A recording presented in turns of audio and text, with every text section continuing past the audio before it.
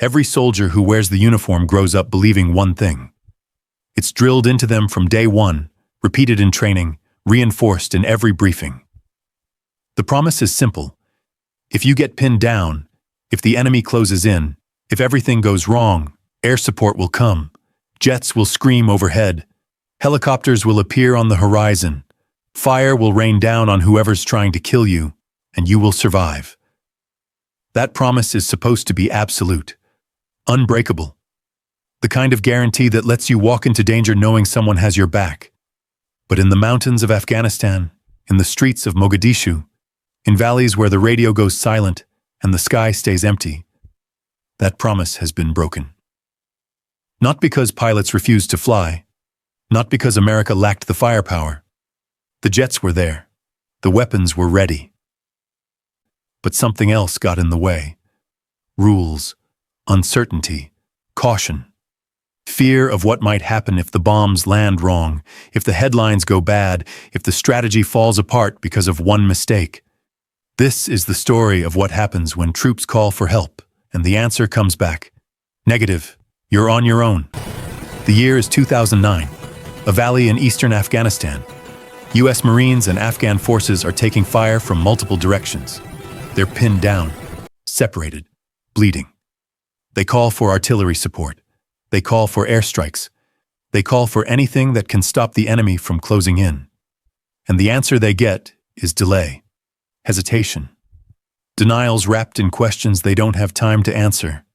Not because the weapons don't exist, but because the system that controls those weapons has frozen. And in that frozen moment, men die. This is not a story about cowardice. It's a story about a machine that's supposed to protect troops, but sometimes protects itself instead. A system built to prevent disasters that occasionally creates them. And it starts with understanding what air support actually is. When we talk about air support, we're talking about KS, close air support. It's when aircraft, whether they're jets screaming in at 500 miles per hour or helicopters hovering low over the battlefield, strike enemy forces that are dangerously close to U.S. troops. And when we say close, we mean close. Sometimes within a few hundred meters, sometimes less. CAS is not about dropping bombs on distant targets you spotted with a drone 3 hours ago. It's about saving lives in real time. Right now. This second. It's the difference between a firefight you can survive and one that ends in a body bag. On the ground, there's a person responsible for making KS happen. They're called a JTAC, a Joint Terminal Attack Controller. Think of them as the translator between the chaos on the ground and the precision of an aircraft overhead. The JTAC talks to the pilot, gives coordinates, describes the target, confirms friendly positions, warns about hazards, and when everything is lined up, when the pilot is ready and the target is locked, the JTAC says 2 words: cleared hot. Without a JTAC, air support is just metal in the sky. With one, it becomes a weapon, a lifeline, the thing that keeps you alive. But even with a JTAC on the ground and a jet overhead, loaded and ready, there's another layer that controls whether weapons actually get released. It's called ROE, Rules of Engagement. These are the legal and tactical guidelines that dictate when force can be used, how much force is allowed, and under what conditions. ROE exist for a reason. They're supposed to prevent unnecessary civilian deaths, avoid strategic disasters, and keep wars from spiraling into atrocities that poison everything that comes after. In theory, ROE makes sense. In practice, in the heat of battle when seconds matter, ROE can become a cage, a set of restrictions that forces commanders to hesitate, to ask for more information, to wait for approval from someone higher up the chain who isn't being shot at. And while they wait, troops die. Then there's PID, positive identification. Before a strike is approved, someone has to confirm that the target is actually hostile. Not a farmer carrying a shovel, not a civilian vehicle, not a group of people who just happen to be in the wrong place at the wrong time. PID sounds reasonable in theory, but in practice, in terrain where the enemy doesn't wear uniforms, where they blend into the population, where confirming identity means risking exposure or losing precious seconds you don't have. PID becomes another barrier. Another reason the answer is wait instead of cleared hot. All of these elements, the JTAC, the aircraft, the ROE, the PID requirements, are part of what's called the kill chain. It's the process that starts when a target is spotted and ends when a weapon hits that target. Spot the enemy, confirm they're hostile, get approval, direct the aircraft, release the weapon, impact. In a perfect world, the kill chain is fast, seamless, efficient. But when any one link in that chain breaks down, when terrain blocks communications or commanders demand more proof or political concerns override tactical urgency, the kill chain becomes a noose. And the people on the ground are the ones who hang. Here's what most people don't understand. The US military has the most advanced air power in human history. Jets that can strike from altitudes the enemy can't even see. Drones that can watch a target for days. Helicopters equipped with weapons that can turn the tide of any ground fight. The technology exists.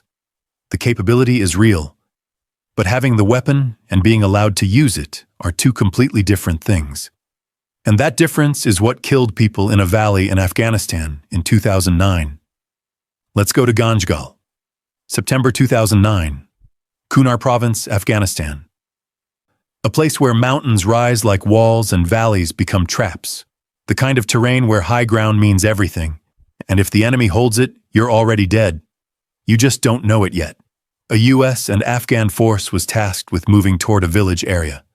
The mission was part engagement, part security planning. They were supposed to meet with local elders, assess the situation, establish a presence. It was supposed to be manageable, routine even by Afghan standards.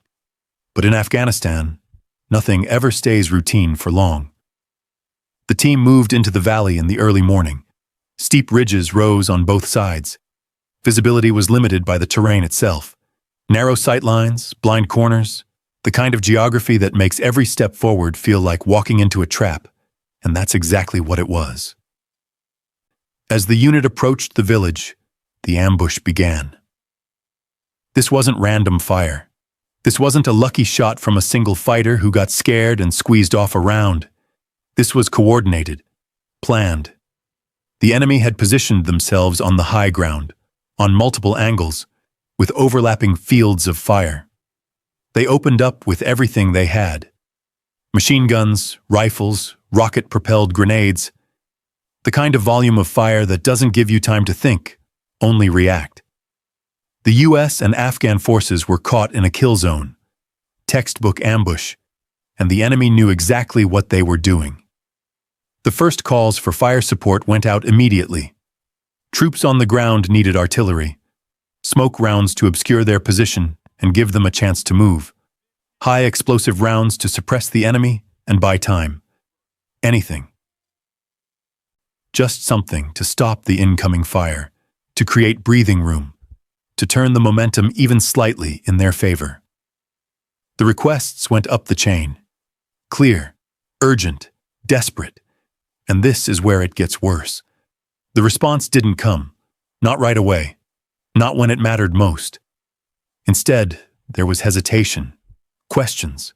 Commanders higher up the chain started asking for more information. Where exactly are the enemy positions? Can you give us grid coordinates? Are there civilians nearby? Can you confirm PID on the targets? Are friendly forces too close to the impact zone? How certain are you about the locations? These weren't unreasonable questions in a vacuum. In a briefing room, with maps and time and calm voices, they make perfect sense. But on the ground, in a valley where men were being hit, where blood was soaking into the dirt and the enemy was closing in, where every second of delay meant another burst of fire, another man down, those questions became something else. They became the reason help didn't arrive. The conditions were what the military calls danger close. It means any fire support would land perilously near friendly troops. Close enough that a miscalculation, a wind shift, a targeting error could kill the people you're trying to save. Danger close makes everyone nervous. Commanders, pilots, lawyers reviewing the rules. Because if the rounds land wrong, if American troops die from American fire, Careers end, investigations begin, and the political fallout can be worse than losing the firefight. So ROE concerns started stacking up. Fear of civilian casualties in or near the village. Uncertainty about enemy firing points. Were they in buildings? Were civilians present? The inability to confirm exactly who was where, because the chaos on the ground made precise reporting nearly impossible. And because of all that uncertainty, all that caution, the approval didn't come. Meanwhile, the situation on the ground continued to deteriorate. Troops became pinned down. Some were separated from the main element, cut off by enemy fire and terrain, trying to hold positions that were barely defensible. Communication was difficult, not just with command, but between units on the ground. The valley's terrain disrupted radio signals. Voices cut in and out. Calls for help got fragmented. And the enemy, sensing weakness, sensing that no support was coming from above, pressed harder.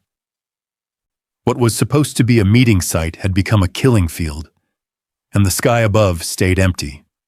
Eventually, limited helicopter support arrived. Not the kind of heavy gunships that could turn the tide of a battle. Not the overwhelming firepower that could break an ambush and force the enemy to scatter. Just light helicopters. They provided what help they could, strafing runs and suppressive fire, trying to give the troops below a chance. But helicopters have their own constraints. Fuel, ammunition, time on station. They can't hover forever. They can't stay until the fight is over. And when their fuel ran low, when their weapons were empty, they had to leave. And when they left, the troops were alone again. The support that arrived was not enough to break the ambush. It was a band-aid on a hemorrhage. A temporary relief that didn't solve the fundamental problem. The troops were still pinned, still taking fire, still without the kind of overwhelming support that could end the fight. What made the difference in the end was not the system. It was individuals on the ground. Acts of bravery that later earned citations and medals. Decisions made under fire that defied the calculus of survival. Men who ran into gunfire to pull others out. Who fought when logic said to surrender. Who refused to leave anyone behind even when staying meant dying. It was sheer willpower that turned a disaster into a survival story. But the damage was done.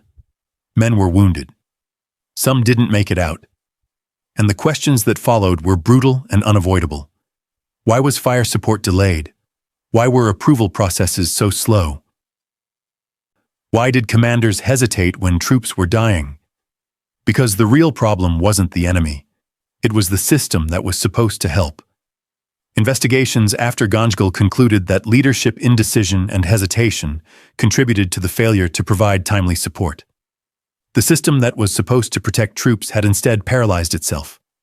ROE restrictions, PID requirements, fear of civilian casualties, confusion about positions, danger close concerns, all of it combined into a perfect storm of inaction. The lesson from Ganjgal is stark and undeniable. You can have the strongest air force in history, the most advanced technology, the best trained pilots, and it doesn't matter. If the system cannot approve strikes fast enough, ground troops still end up alone. And here's the thing. Ganjgal wasn't the first time this happened. It wasn't some unprecedented failure that shocked everyone. It was part of a pattern that goes back decades. A pattern where troops call for help and the help doesn't come fast enough. Let me show you what I mean. Go back to 1993, Mogadishu, Somalia. The mission was supposed to be quick, surgical. U.S. forces went in to capture high-value targets in a city controlled by hostile militias. 30 minutes, maybe an hour. Get in, grab the targets, get out. But things went wrong almost immediately. Helicopters were shot down. Troops were pinned in dense urban terrain, surrounded by thousands of armed fighters moving through streets and alleys. And what was supposed to be a quick raid turned into a prolonged, chaotic battle that stretched through the afternoon and into the night. U.S. forces were surrounded, taking fire from all directions, fighting block by block, building by building, just trying to survive long enough for a rescue. In that kind of environment, Heavier air support or fire options could have changed everything. Could have suppressed the enemy, could have created escape routes through the city, could have broken the encirclement and given U.S. forces a fighting chance to extract without the catastrophic losses they eventually took. The capability existed. The U.S. had gunships, had heavy weapons, had options. But those options were limited. Not because the military didn't have them, but because of political risk concerns and operational constraints. Somalia was a humanitarian mission that had turned into combat, and the political stakes were enormous. The fear of escalation, of causing mass civilian casualties in a crowded city, of creating images that would dominate global headlines and turn international opinion against the mission, all of that influenced what support was made available. Some high-powered options that could have altered the course of the battle were simply not on the table. Commanders made the calculation that using them would cost more politically than losing the firefight would cost tactically. The lesson from Mogadishu is uncomfortable but clear. Sometimes air support isn't missing because the U.S. can't provide it. It's missing because leadership is trying to avoid political blowback. Because they're more afraid of the headlines than the casualties. And the troops on the ground pay the price for that fear. Now move forward to 2005. Afghanistan again, but a different kind of fight. Operation Red Wings. A small reconnaissance team was inserted into some of the most difficult mountains in Afghanistan to gather intelligence on enemy movements. The terrain was brutal, steep, rocky, isolated. The kind of place where a wrong step can mean a fall, where water is scarce, where the nearest help is miles away over ridgelines that seem to touch the sky. The team was supposed to stay hidden. Watch. Report. That's it. But they were compromised, discovered by the enemy. And suddenly a quiet reconnaissance mission turned into a desperate fight for survival against an enemy force that had the numbers, the terrain, and the initiative. The team was outnumbered, outgunned, and running out of time. And this is where terrain becomes the enemy. Mountains block radio signals. Valleys create dead zones where transmissions simply disappear into the rock and thin air. The team tried to communicate, tried to get word out that they were in contact, that they needed help, that the mission had collapsed into a firefight they couldn't win. But the mountains swallowed their transmissions. Calls for help went nowhere. Signals bounced off ridges or faded into static, and by the time contact was finally established, by the time higher command understood what was happening, by the time reinforcements could be alerted and aircraft diverted and a response mounted, the window had closed. The reinforcement attempts that followed were brave. Pilots flew into dangerous terrain under fire, trying to reach the team, trying to extract them or at least provide support. But the environment made everything harder. Flying in mountains is dangerous even in peacetime. Add enemy fire, add the pressure of knowing men are dying while you're trying to navigate ridges and updrafts, and it becomes nearly impossible. The response moved into a difficult combat environment where heroism wasn't enough to overcome geography and time. The lesson from Red Wings is simple and brutal. In the mountains, air support can't save you if you can't call it fast enough. Geography becomes the enemy. Distance becomes a weapon the other side doesn't even have to use. And even the most powerful military in the world is powerless against a valley that won't let signals through and ridges that add 30 minutes to every flight. So why does this keep happening? Why, despite decades of technological advancement, despite the most sophisticated air force ever built, despite lessons learned from Mogadishu and Ganjgal and Red Wings, do troops still end up without the support they need? The answer is not simple. It's not one failure. It's a system with multiple points of weakness, and any one of them can leave troops stranded. Let me break it down. First, ROE restrictions. We've talked about rules of engagement, but here's the deeper issue. Commanders fear civilian casualties because one bad strike can create strategic disaster. It can turn the local population against U.S. forces. It can generate propaganda for the enemy that gets replayed on global media for years. It can end careers, spark international incidents, and undermine the entire purpose of the mission. So when a request for fire support comes in, the first instinct isn't always approve, it's are we absolutely sure? And that hesitation, that need for certainty, costs time. Time that troops on the ground don't have. Second, slow approvals. Even when ROE theoretically allows for a strike, the actual permission often has to travel up the chain of command.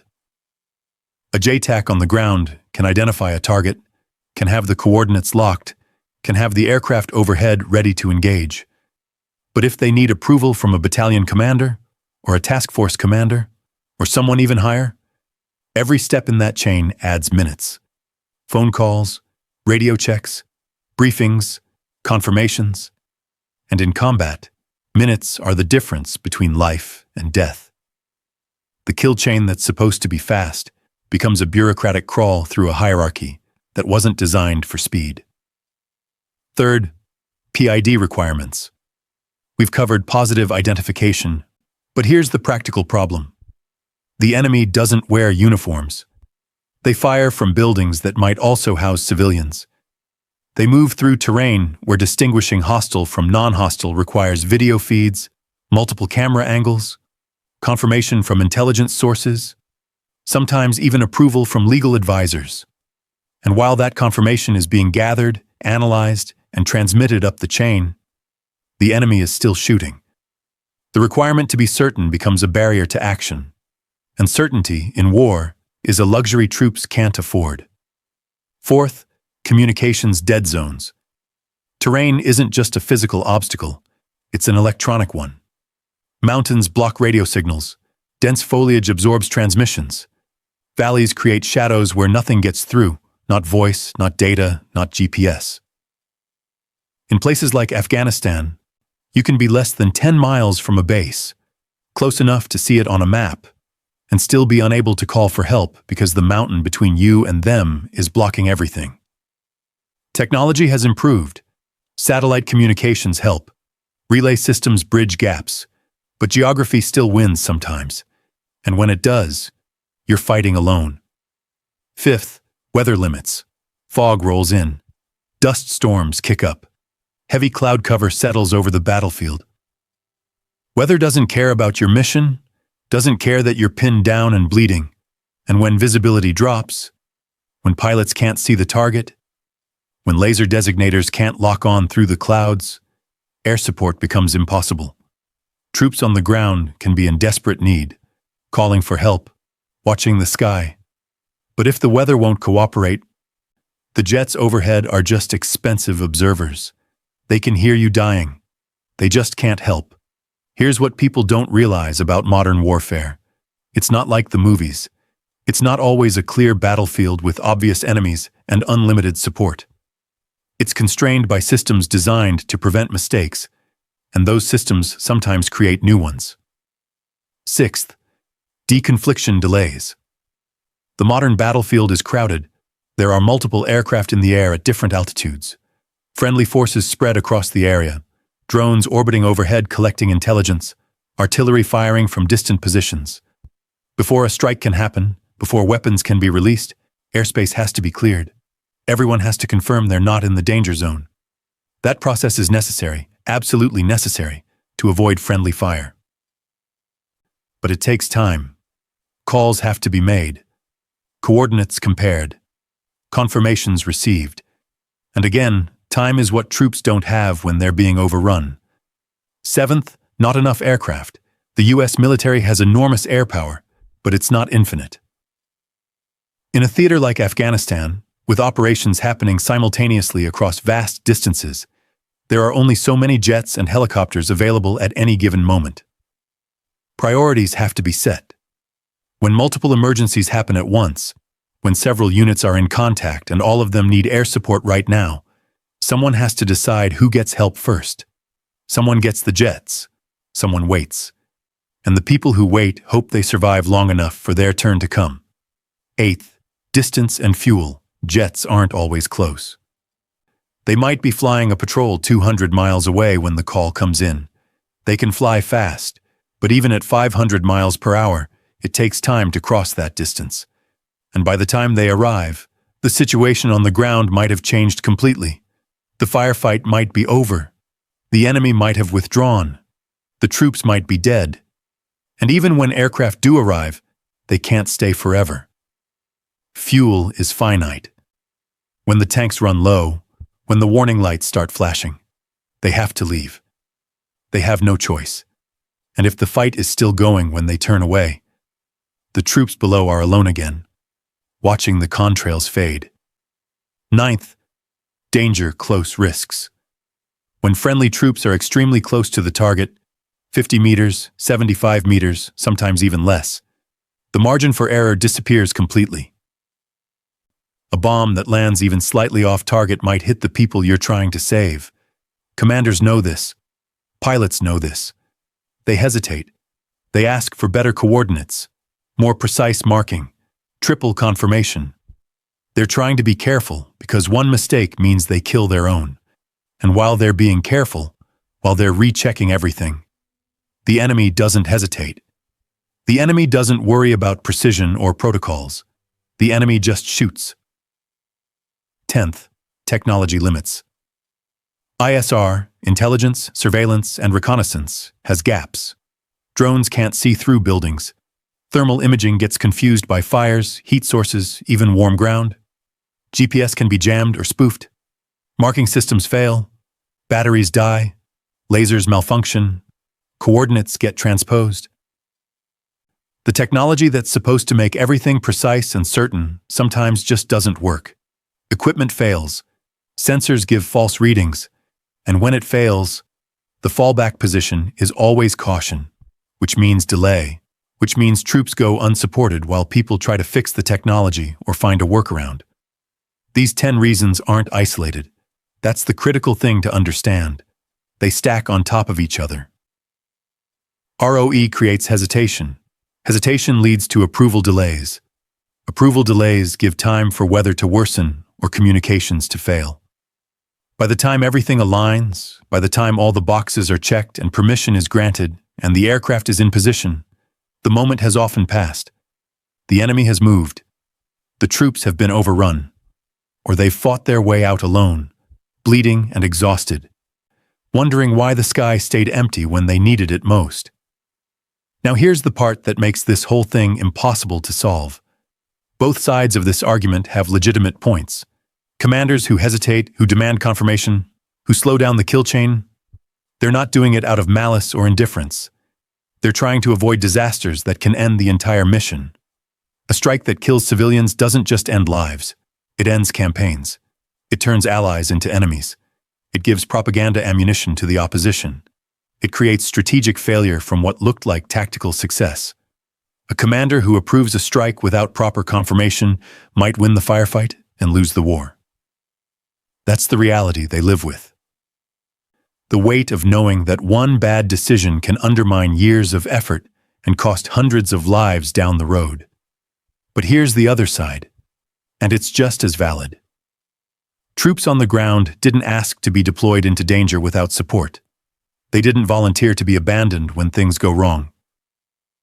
When you send people into combat, when you put them in situations where their survival depends on external support, that support needs to be ready. Not eventually. Not after all the approvals come through and all the questions are answered. Now.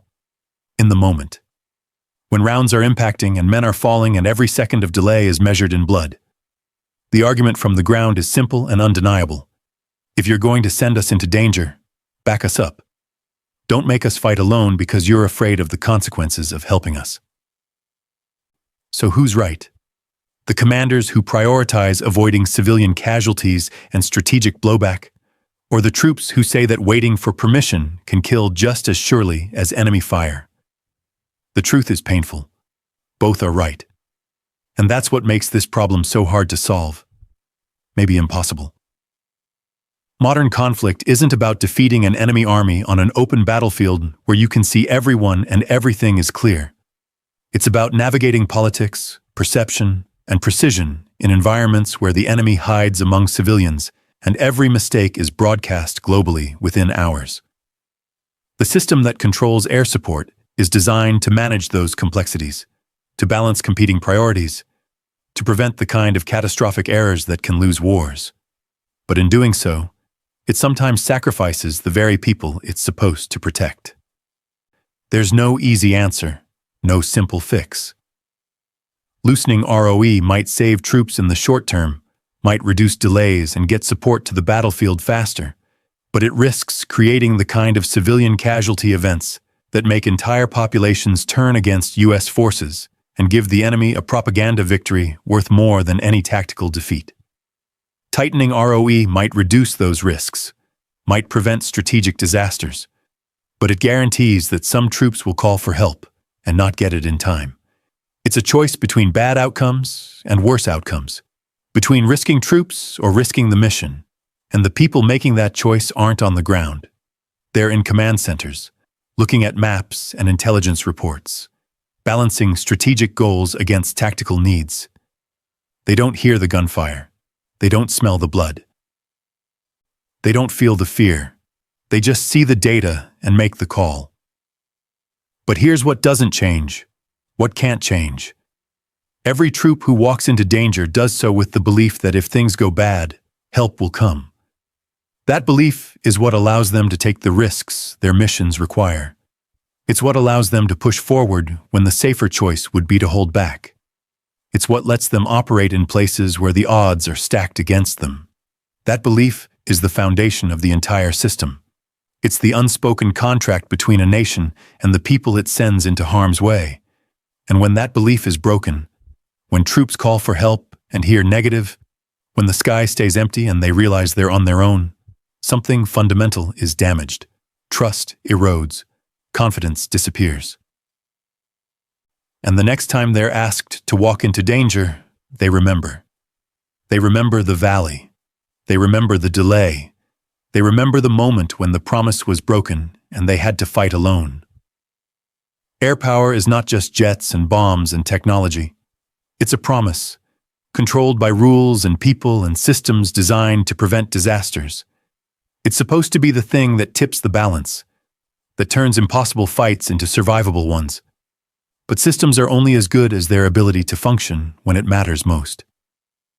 And in Ganjgal, in Mogadishu, in the mountains during Red Wings, the system failed. Not because the pilots refused to fly, not because the weapons didn't exist, but because the layers of caution, the demands for certainty, the fear of getting it wrong, the political calculations, the approval chains, all of it combined to create delay. And delay, in combat, is just another word for abandonment. The troops who survived those fights came home with medals and citations and official recognition of their valor. They came home with scars, visible and invisible, with injuries that healed and ones that never will, with memories of the moments when they looked up at an empty sky and realized no one was coming. They know the truth that training never teaches, that briefings never mention. They know that the promise of air support has conditions, that if you get pinned down, help will come, comes with an asterisk. An asterisk that says, help will come if communications work, if weather cooperates, if ROE allows it, if commanders approve it quickly enough, if there's an aircraft available, if PID can be confirmed, if the timing works out, if danger close isn't a concern, if politics don't interfere, if everything aligns perfectly. And if it doesn't align, if any one of those conditions fails, well, you're on your own.